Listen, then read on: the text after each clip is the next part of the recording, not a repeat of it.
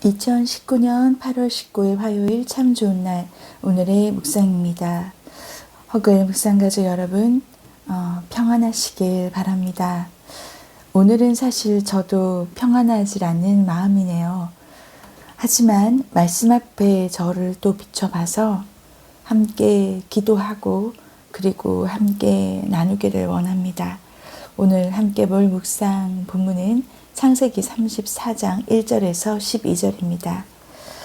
오늘 이 내용은 정말 마음이 아픈 부분이네요. 야곱이 하나님께 서원한 베델로 올라가지 않았습니다. 그리고 세겜에 머물었죠. 그런데 그곳에서 야곱의 딸 디나, 레아가 야곱에게 낳은 딸 디나죠. 그 디나가 히위 족속 하몰의 아들 세겜 추장에게 겁탈을 당하는 일을 겪습니다. 그런데 여기서 이 추장 세겜이 디나를 마음 깊이 연연하며 그 소녀를 사랑해서 그의 마음을 말로 위로했다고 하는데 참 마음이 아프네요. 어떻게 성폭력을 하고 나서 그것이 그 감정이었기 때문에 가능하다. 이건 절대 아니 될 말이죠. 그리고선 어떻게 해결을 하려고 합니까? 그 소녀를 내 아내로 얻게 해달라 청혼을 하게 됩니다. 청혼을 했다고 해서 사랑했다고 해서 디나의 입장에서 성폭력을 당한 것을 정당화될 수는 없는 거죠. 그런데 참 안타까운 일은 5절입니다.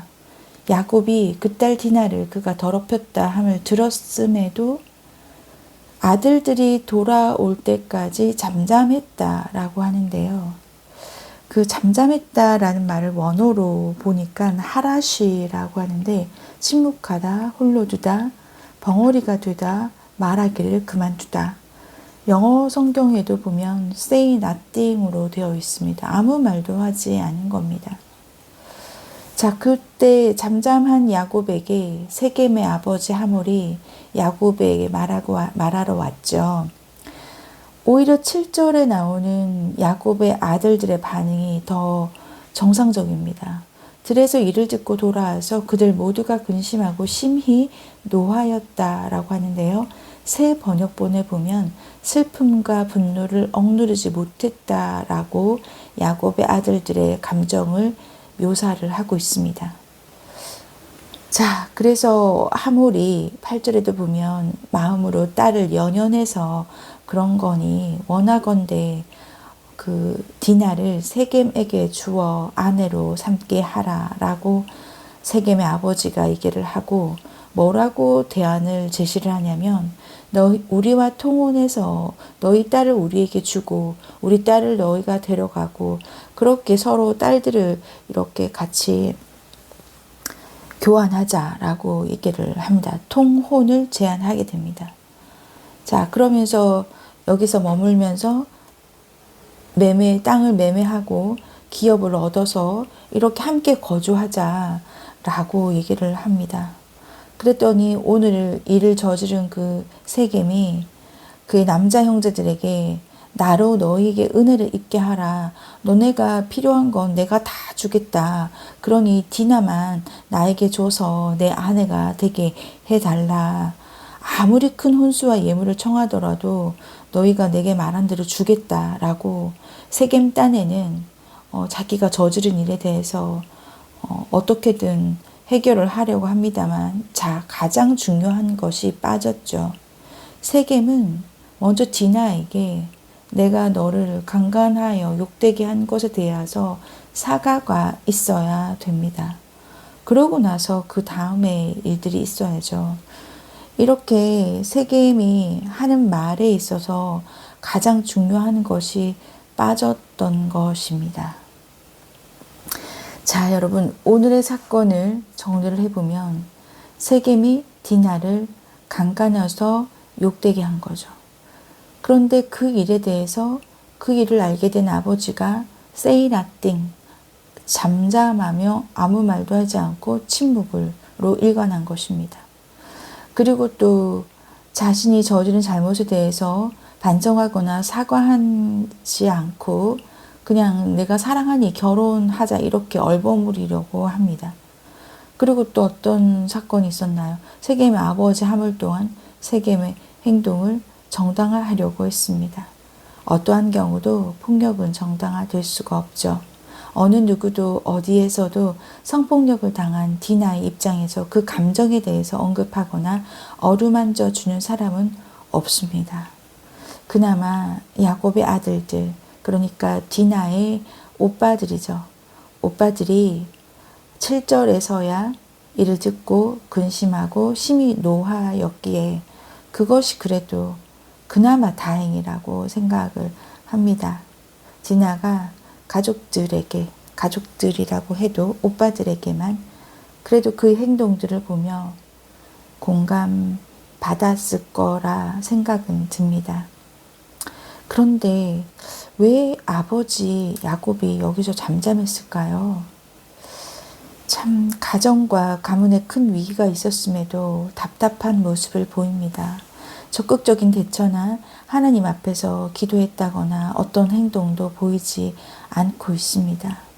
야곱의 입장에서 객관적으로 제가 보면 야곱에게 어떤 심리적인 위축감이 있었을까요? 정신적으로 건강하지 못한 반응이죠. 부당한 일에 대해서 정상적인 반응이 아닙니다. 정상적인 방어 반응이 아닙니다.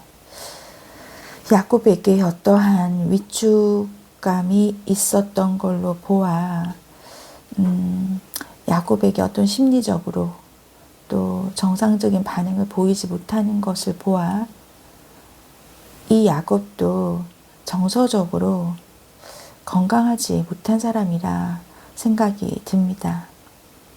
사실은 이런 일이 있을 때 가장 먼저 도움을 요청해야 되죠. 저는 성폭력 예방 강사로도 일을 하고 있는데요. 이럴 때 가장 먼저 도움을 요청해야 합니다. 요청했기에 오빠들이나 아빠가 알게 되었겠죠. 그런데 이때 정서적인 지지가 있어야 이겨낼 수가 있습니다.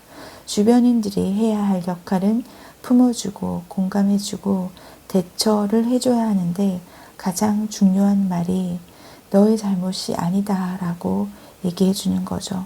네 잘못은 없다. 잘못은 그 사람이 했다 라고 얘기를 해주는 주변인들의 그리고 가장 중요한 가족들의 반응이 있어야 합니다. 세겜의 입장에서는 다른 것으로 책임을 지려고 하는 것이 아니라 자신의 잘못에 대해서 인정부터 있어야 하고 그리고 정작 그 대상자인 디나에게 내가 잘못했다라고 그렇게 사과하는 모습을 그래서 용서를 비는 모습을 보여야 합니다.